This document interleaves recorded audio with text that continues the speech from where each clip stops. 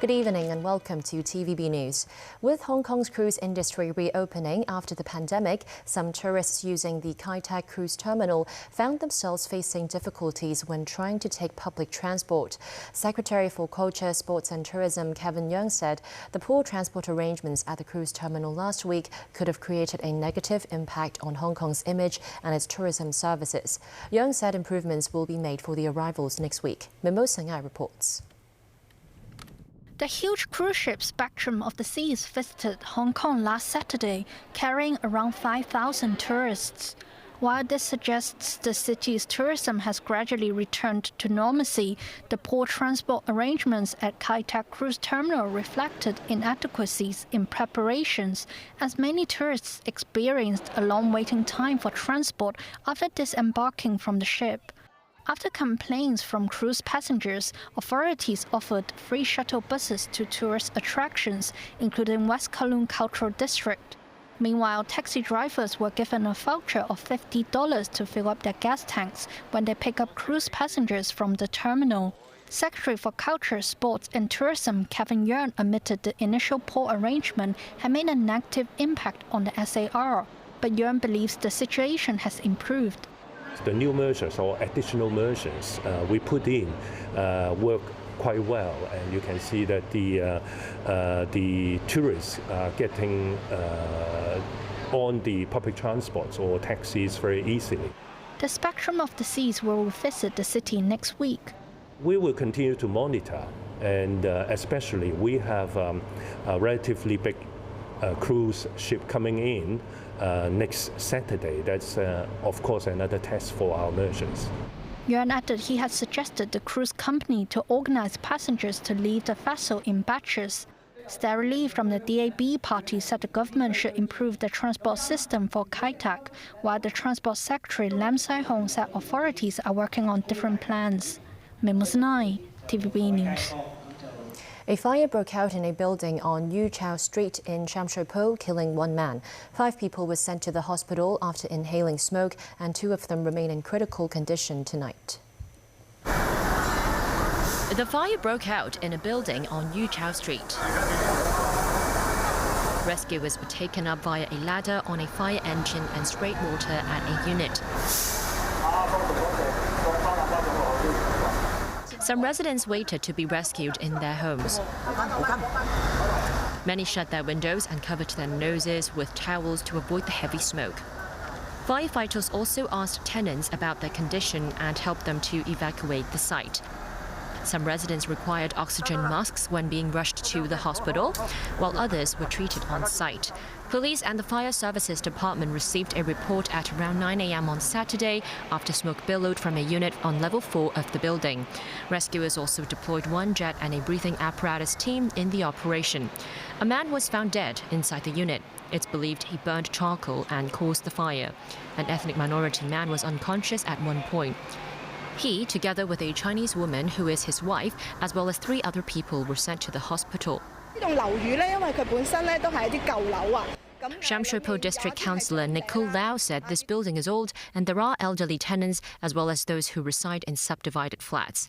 Lau said she'll look into whether the building has ever received a fire safety direction issued under the Fire Safety Ordinance. Following the incident, police cordoned off parts of Yu Chau Street. Some bus routes stopped running. The fire was put out at around 9:30 a.m. Secretary for Innovation and Technology Swin Dong said the government are considering offering subsidies to key tech enterprises to attract them to the city. Speaking on a radio program, Sun said China and Singapore have enticed major businesses with cash. Sun said while Hong Kong has not had such a subsidy culture for a long time, authorities are considering to do so. The sale of a new residential project in Yau Tong drew thousands of prospective buyers for about 600 units, resulting in long queues that have not been seen for some time. An academic on real estate said investors in property should consider the interest rate situation. Now Hong Kong interest rate will be higher than inflation, and this will last for quite a while. So this is what we call real interest rate. So people are paying for real interest rate right now. So the opportunity cost of paying the mortgage for a property is higher than before. And because the real interest rate, all the asset prices will go down, including housing prices. So it may not be a good idea to invest in property right now. In the project sales office in Hong Kong today, buyers filled the entire lobby with the queue stretching all the way to the bridge outside of a shopping mall. Some 626 units were up for grabs today, and there were over 38,000 registrations. Buyers were all eyeing the property Coastline 2 in Yau Tong, which offers flats with sizes ranging from 270 to 723 square feet at a price between $2.9 million and $11 million. Completion is expected in 2025. The Development Bureau said it has identified some 1,100 buildings that require immediate inspection and repair works. Among them, about 400 are subject to the Buildings Department's intervention. 600 are already undergoing repair works. This comes after concrete fell off buildings in numerous occasions. Secretary for Development Bernadette Lin said today inspection normally takes half a year and maintenance would be around 7 months. She also admits prosecution efforts may have to be stepped up in future. 10 people have been released on bail on suspicion of conspiracy to collude with a foreign country or with external elements to endanger national security and inciting riots. They were detained on Thursday, among them Bobo Yip, the former employee of the Secretariat of the 612 Humanitarian Relief Fund. She was seen leaving Ma On Shan Police Station early Saturday, while some are former members of the fund. Others belong to an organization of Chinese medicine practitioners that provided medical treatments to protesters during the 2019 protests. The 10 must report to police in mid-September. Foreign Minister Wang Yi urged the Philippines to work with China to seek an effective way to defuse tensions in the South China Sea. Wang said the U.S. and some other forces are making waves, fearing the South China Sea will no longer be chaotic. The comments were made by Wang during visits to Singapore and Malaysia. Tracy Furness has more. In the second leg of his visit to 3 Southeast Asian countries, Foreign Minister Wang Yi met with Malaysian Prime Minister Anwar Ibrahim for talks in Malaysia's northwest island state of Penang on Friday. After the meeting, Anwar said that he and Wang had discussions on enhancing bilateral ties and cooperation in various fields, including trade and education. Wang also met his Malaysian counterpart, Minister of Foreign Affairs, Zambri Abdul Kadir. This year marks the 10th anniversary of the China-Malaysia Comprehensive Strategic Partnership, and next year will mark the 50th anniversary of the establishment of diplomatic ties between the two countries. Earlier on Friday, Wang met with Singapore Prime Minister Lee Hsien Loong, with both sides pledging to advance bilateral cooperation.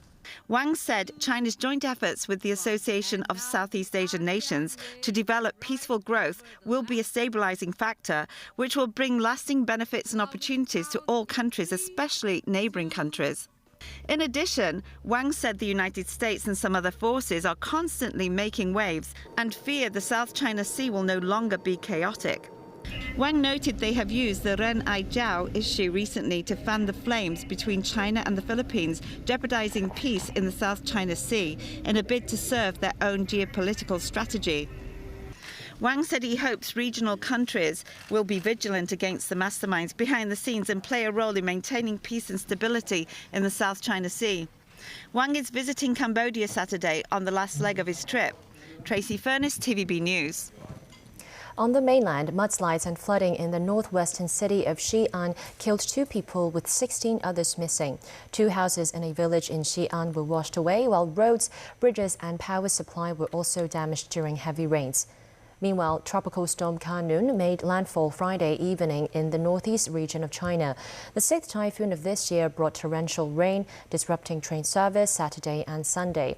Heavy rains affecting 7 cities in Jilin province, including the capital Changchun.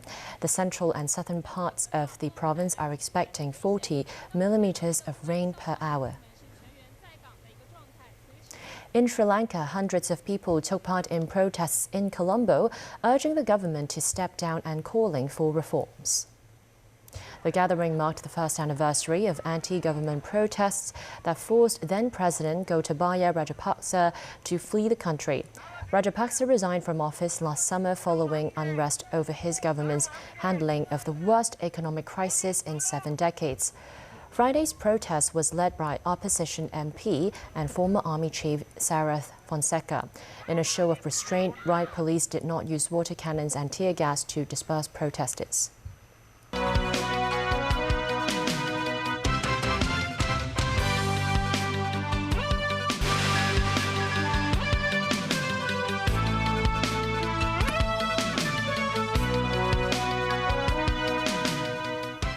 Welcome back to TVB News. British media are reporting that a fire broke out at Moscow warehouse around 6 kilometers from the official residence of Russian President Vladimir Putin. The fire has spread to over 21,000 square feet. Meanwhile, Ukrainian President Volodymyr Zelensky has dismissed regional military leaders in another corruption-related clear-out. Nazvi Karim has more. When US President Joe Biden was recently asked about Ukraine's impending NATO membership, he said corruption at leadership levels remained an issue. Ukrainian President Volodymyr Zelensky, desperate for his country to become part of the Western military alliance, is now addressing those doubts. On Friday, Zelensky announced the dismissal of the heads of all the country's regional military recruitment centers amid corruption suspicions. Zelensky said a probe revealed signs of professional abuse ranging from illegal enrichment to transporting draft-eligible men across the border, despite a wartime ban. It is not the first time Zelensky has had a graft-related sweep of government and military leaders. Ukraine has faced recruitment challenges as the war with Russia nears the 18-month mark, and the military is occasionally hit by scandals revealing graft or heavy-handed recruitment tactics. On the battlefront, 1 person was reportedly killed and more than a dozen wounded after a rocket attack on what Ukraine says is a hotel in the southeastern region of Zaporizhia. Russia's defense ministry said the location housed foreign mercenaries. Local media reported the damaged building was a Reikart's hotel in the Zaporizhia city center on the bank of the Dnipro River. Russia, meanwhile, said its forces repelled Ukrainian attacks in multiple directions and also made advances towards Kupiansk. It said up to 30 Ukrainian servicemen, 2 pickup trucks, a D-30 howitzer and a US-made counter-battery radar were attacked in the Kherson region overnight. Nazvi Karim, TVB News. The death toll from the Hawaii wildfires has risen to 80 and is expected to grow. Searches of burnt-out buildings are continuing in Lahaina. Residents who escaped are being allowed back. They are returning to a scene of devastation. David Garrett has more. Most of the images of the fire aftermath have been from the air, but now with access allowed, a glimpse of the disaster at ground level. The return to Lahaina is distressing. The town has been virtually obliterated. Houses reduced to rubble. Other buildings are still smouldering after being scorched by the blaze. There is thick ash everywhere. These cars were left behind as people fled. These vehicles were discarded by the shore as people jumped into the ocean to escape. The Coast Guard rescued at least 17 people from the sea.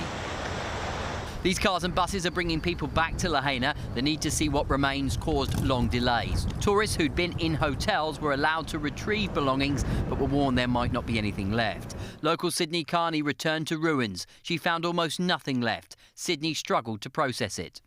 This is my house. This is the ash, the remains of my house, but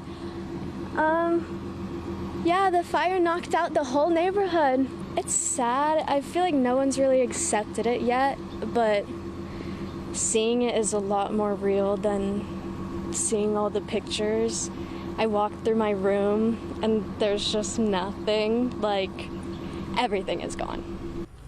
Hundreds of people are staying in makeshift shelters. This one is at a gymnasium. Water, food and clothes have been donated from across the region. Lahaina is uninhabitable. These people, effectively refugees, are in Wailaku, another part of Maui. The Red Cross are assisting with volunteers. It's amazing. The whole island's coming together. I got people on the mainland like donating and sending money and stuff and doing whatever they can. So if we keep this up, it should be the best we can make it. Could be worse. Other stories are emerging of people continuing with their lives amid awful circumstances. Pittsburgh couple Cindy and Bob Curler were married just a short distance from the worst of the fires. They had dinner in sunshine, but the sky started to turn black.